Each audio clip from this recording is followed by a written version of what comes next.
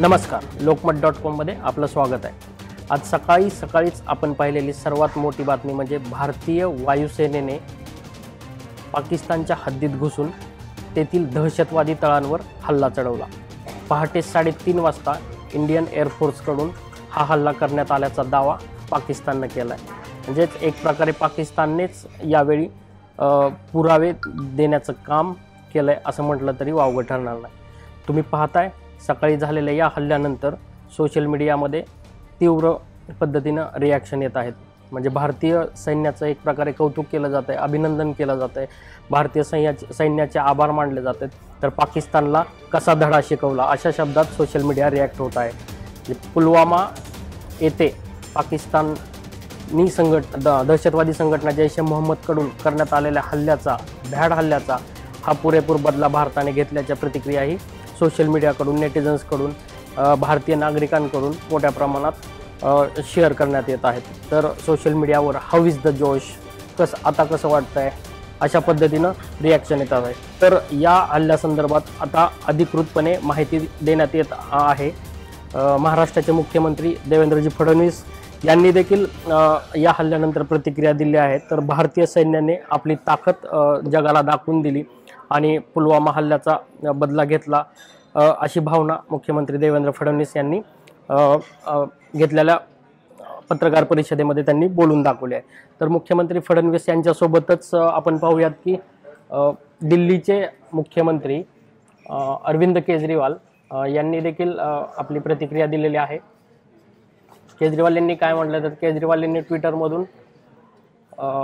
ट्विटरमधून त्यांनी आपल्या भावना व्यक्त केलेल्या। I salute the bravery of Indian air force pilot who have made a proud by striking terror target in Pakistan. पाकिस्तानमध्ये भारतीय वायुसेनेच्या जवानांनी जो हल्ला चढवला, जे दहशतवादी तळ नस्तनाबूत केली, ह्याचा मला अभिमान आहे आणि जवानांच्या या कार्याला मी सॅल्यूट करतो असं अरविंद केजरीवाल यांनी म्हटलं आहे।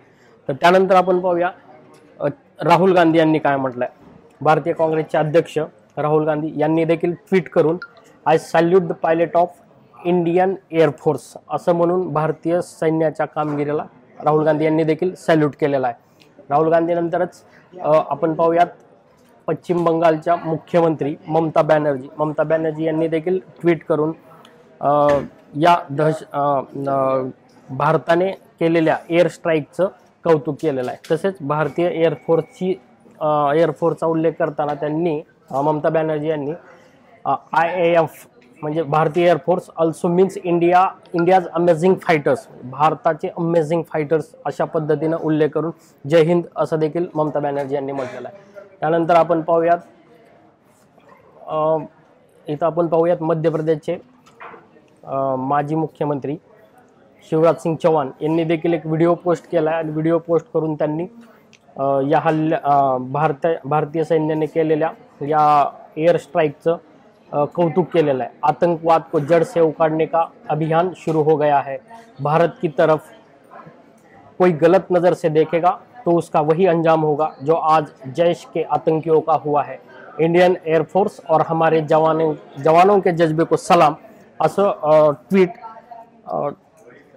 शिवराज सिंग चौहान यांनी केलेलं आहे। त्यासोबतच आपण बघूया आणखी काही वेगवेगळ्या क्षेत्रातील प्रतिक्रिया आलेल्या। त्यामध्ये आपण पाहूयात हेमंग बदानी जो माजी भारतीय क्रिकेटर आहे, त्यांनी एक प्रतिक्रिया दिलेली आहे आणि त्यामध्ये हेमंगने ट्विट केलेलं आहे हाऊज द जोश, म्हणजे कसा आम्ही बदला गेला, हाऊज द जोश म्हणून त्याने बॉम्बड सर, हाऊज द जोश बॉम्बड